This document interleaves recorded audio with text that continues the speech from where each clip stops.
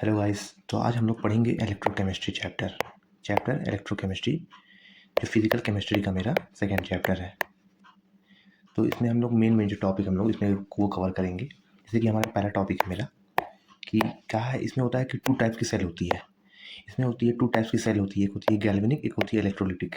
Galvanic का काम होता है कि एनर्जी, केमिकल एनर्जी को क्या कहते हैं, केमिकल एनर्जी को कन्वर्ट करे इलेक्ट्रिकल एनर्जी में।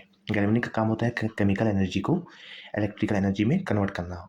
और इलेक्ट्रोलिटिक का काम होता है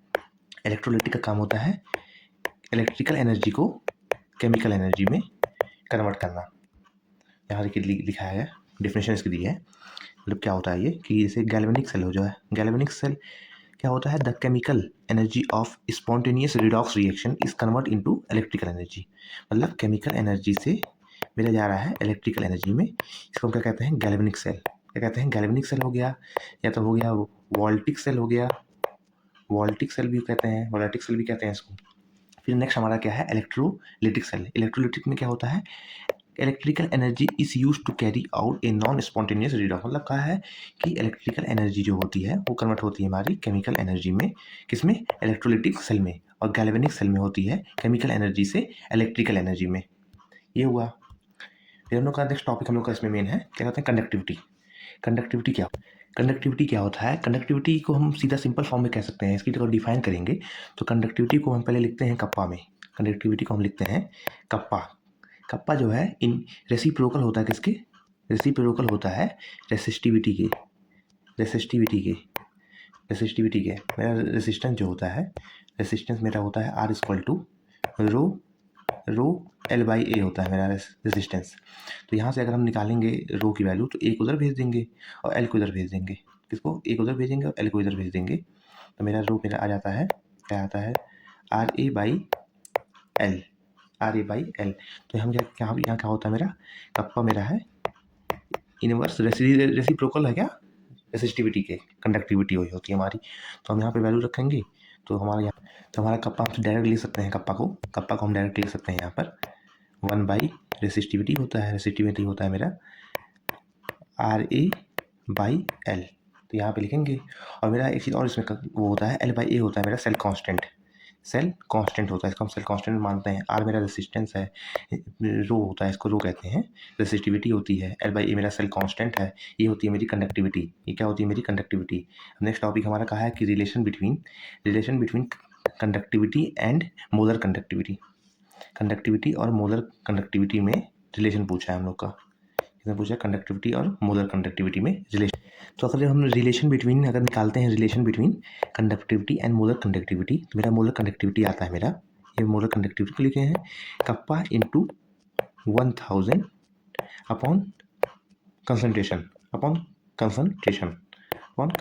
ये मेरा आया फॉर्मूला, देखिए यहाँ पे लिखा है, क्या है, मोलर कंडक्टिविटी को लैम्डा एम से लिखते हैं और इंटू 1000 इंटू कप्पा, क्या होता है, कप्पा क्या है मेरा, कंडक्टिविटी अपॉन ये होता है मेरा मोलर कंसंट्रेशन होता है सीधा। इतना तो हम लोगों ने पढ़ा ही है। ये हो गया हम लोग का। अगर हम लोग क्या कहते हैं डिफाइन करें अगर मोलर कंडक्टिविटी को, तो इसमें हम डिफाइन कर सकते हैं कि conductance of all ion produce by 1 mole of electrolyte present in A given mole of solution. तो हम फार्मूला यहाँ पे हम लोगों ने पढ़ ही लिया है, यहाँ पर फार्मूला देख लीजिए। हम लोग का फार्मूला था, ये हम लोग का क्या था, फार्मूला आया था हमारा lambda M equal to 1000 into kappa upon concentration. अब नेक्स्ट टॉपिक हम लोग का मेन इसमें है कि किरचॉफ लॉ क्या होता है। किरचॉफ लॉ क्या होता है, किरचॉफ लॉ को अगर हम लोग डिफाइन करेंगे, ये कहा है कि इन जनरली इसको कि अगर हम लोग क्या, इसमें डिफिनेशन लिखा है, it is an electrolyte on dilution give A cation and B anion then it's limiting molar conductivity. तो मतलब इसमें सिंपल में कहा है कि अगर हम लोग इलेक्ट्रोलाइट को डिसोसिएट करेंगे, तो मेरा ए बी को हम डिसोसिएट करेंगे तो ए प्लस और बी माइनस में अगर हम लोग आया तो वही मेरी टोटल ऐड हो जाती है, वही मेरी मोलर कंडक्टिविटी आ जाएगी यहाँ पर। यानी मोलर कंडक्टिविटी यहाँ पे सीधा आ जाएगी। अगर हम टोटल मोलर कंडक्टिविटी निकालेंगे तो molar conductivity of A ion की plus molar conductivity of B ion की, ये आता है मेरा किरचॉफ लॉ। ये मेरा किरचॉफ लॉ डिफाइन करता है। जैसे कि यहाँ पे दिखा भी है, फार्मूला भी यहाँ पे है, ये फार्मूला है molar conductivity equal to molar conductivity of ion A cation plus molar conductivity of B anion, ये मेरी होती है लिमिटिंग मोलर कंडक्टिविटी। फिर नेक्स्ट टॉपिक हम लोग का आता है मेन कि कहता है, पूछता है कि डिग्री ऑफ डिसोसिएशन क्या होता है। डिग्री ऑफ डिसोसिएशन क्या होता है? डिग्री ऑफ डिसोसिएशन में हमारा होता है कि जैसे हम लोग क्या कहते हैं, उसको हम डिनोट करते हैं डिग्री ऑफ डिसोसिएशन में, अल्फा मांगते हैं, ये अल्फा होता है। तो कहा इसमें कहता है कि कंसंट्रेशन एट गिवन कंसंट्रेशन को upon limiting concentration molar conductivity से डिवाइड करेंगे। यहाँ देखिए क्या है कि ये होता है molar conductivity at given concentration C लिया है, ये लिया है, और लेमडा नॉट एम जो है मेरा लिमिटिंग कंडक्टिविटी है, मतलब मोलर कंडक्टिविटी सिंपल। तो ये आता है मेरा आता है degree of dissociation concentration conductivity at concentration C upon limiting conductivity, ये मेरा लिमिटिंग कंसंट्रेट, हाँ कंडक्टिविटी वही हो गया। और डिसोसिएशन कांस्टेंट अगर मेरा क्या कहते हैं, डिसोसिएशन कांस्टेंट अगर के हम लेते हैं वीक इलेक्ट्रोलाइट के लिए, तो मेरा उसका जनरल फॉर्मूला आता है C alpha square upon 1 minus degree of dissociation. ये अल्फा मेरा होता है डिग्री ऑफ डिसोसिएशन है, और अगर हम ज़्यादातर हम अल्फा डिग्री ऑफ डिसोसिएशन को इन्फिनाइट मानते हैं, तो ये मेरा जीरो आ जाता है। तो जीरो आता है तो मेरा सीधा आ जाएगा K equal to C alpha square, ये आता है मेरा degree of dissociation constant of weak electrolyte, K equal to C alpha square upon 1 minus alpha, मतलब वही डिग्री ऑफ डिसोसिएशन। अब हम लोग सेल के बारे में पढ़ेंगे। जैसे हम लोग की जो प्राइमरी सेल होती है, हमारी प्राइमरी सेल जो होती है वो ड्राई सेल होती है, और मर्कुरी सेल होती है हमारी प्राइमरी होती है, और सेकेंडरी जो होती है वो NiCd होती है, और लेड PV जो बैटरी होती है ये हमारी होती है सेकेंडरी बैटरी, हमारे मोबाइल फ़ोन में भी यूज़ की जाती है, ये होता है। तो हम यहाँ पे भी पढ़ रहे हैं ड्राई सेल के बारे में। किसके बारे में? ड्राई सेल के बारे में। तो ड्राई सेल में क्या कहता है, एनोड पे ऑक्सीडेशन होता है, तो Zn का ऑक्सीडेशन हो रहा है, और कैथोड पे रिडक्शन होता है, तो यहाँ पे MnO2 का रिडक्शन हो रहा है। तो सिंपल अगर आप पूरे इसमें जानिए, इसमें ये होता है, आप एक चीज़ होती है उसमें क्या कहते हैं, लोन होता है, लोन लेफ्ट साइड पे ऑक्सीडेशन होता है, एनोड होता है, निगेटिव होता है। ये मेरा जनरल मतलब गैल्वेनिक सेल में यूज़ करते हैं इसको हम। तो फिर मेरी टोटल रिएक्शन आती है यहाँ पर, Zn का क्या हुआ है, Zn का यहाँ पे हुआ है ऑक्सीडेशन हुआ है, और ये MnO2 का रिडक्शन हुआ है, +4 से +2 में जा रहा है। सेम मेरा मर्क्यूरी सेल में भी होता है, मर्क्यूरी में एनोड पे ऑक्सीडेशन होता है, जिंक को लेते हैं, जिंक का +2 में गया मेरा, फिर कैथोड पे रिडक्शन होता है HgO2 को, Hg में सिंपल चला गया मेरा, तो मेरी टोटल रिएक्शन आएगी Zn plus HgO ZnO Hg। ये मेरी हुई मर्क्यूरी सेल की, जो मेरी होती है प्राइमरी सेल होती है। और सेकेंडरी सेल हमने पढ़ लिया है कि निकल और CD की होती है, और क्या कहते हैं लेड की होती है सेकेंडरी सेल।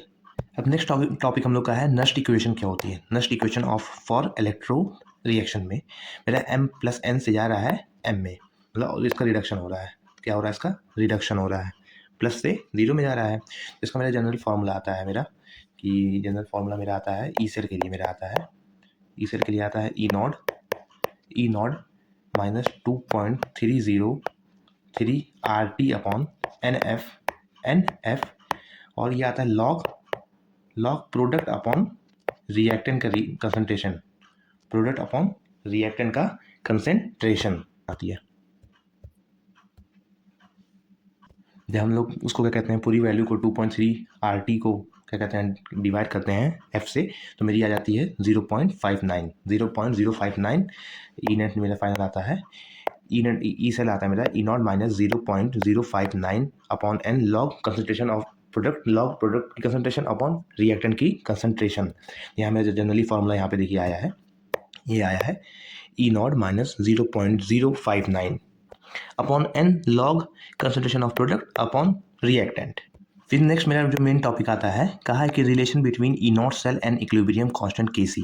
तो इसमें मेरा ई नॉट में ई जो सेल आता है मेरा ई नॉट सेल अगर निकालते हैं तो ई नॉट आता है, तो ई नॉट में 0 हो जाता है। तो ये मेरा फॉर्मूला आता है ई नॉट सेल का पूरा, ये आता है 2.3 RT upon NF log Kc आता है, क्योंकि Kc के रिलेशन में पूछा है ना, Kc के रिलेशन में पूछा है, तो उसकी जब वैल्यू कन्वर्ट हो जाएगी तो मेरी नीचे आएगी 0.059 upon N log Kc, log, और Kc मेरा क्या है, Kc है मेरा इक्विलिब्रियम कांस्टेंट आया है मेरा Kc मेरा इक्विलिब्रियम कांस्टेंट है, इसके मेरे रिलेशन ये आएगा 0.059 अपॉन N लॉग Kc।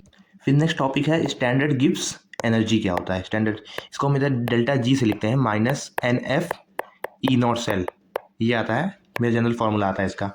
तो अगर हम इसको कन्वर्ट करते हैं तो ये भी मेरा आता है -2.303 RT upon into log Kc, इसमें N जो है 1 मान लेते हैं, N जो है मेरा 1 है, ये मेरा आया, NF जो है इसको नहीं मानते इसमें। ये मेरा ख़त्म हुआ। जैसा कि ये जो टर्म है मेरा, ये जो टर्म मेरा ये क्लास 11 का है। ये जो टर्म है ये क्लास 11 में आप लोग पढ़ेंगे, ये 11 का टॉपिक है। फिर आप लोगों ने ये तो पढ़ा हुआ कि कोरिजन जो होता है, corrosion metal is an electrochemical phenomena. ये मेरा आ सकता है 1 वर्ड में आ सकता है, MCQ में आ सकता है। Corrosion metal is an electrochemical phenomena. तो ये सब जो मेरा मेन टॉपिक था इलेक्ट्रोकेमिस्ट्री में, ये हो गया खत्म। अब इस पर हम लोग करेंगे कल क्वेश्चन, PYQ बढ़िया बढ़िया क्वेश्चन लेकर आऊँगा इस पर, बढ़िया बढ़िया क्वेश्चन लेकर आऊँगा इस पर, हम इस पर बढ़िया बढ़िया क्वेश्चन आएगा। ये मेरा हो गया है खत्म। चलते हैं फिर, मिलते हैं कल।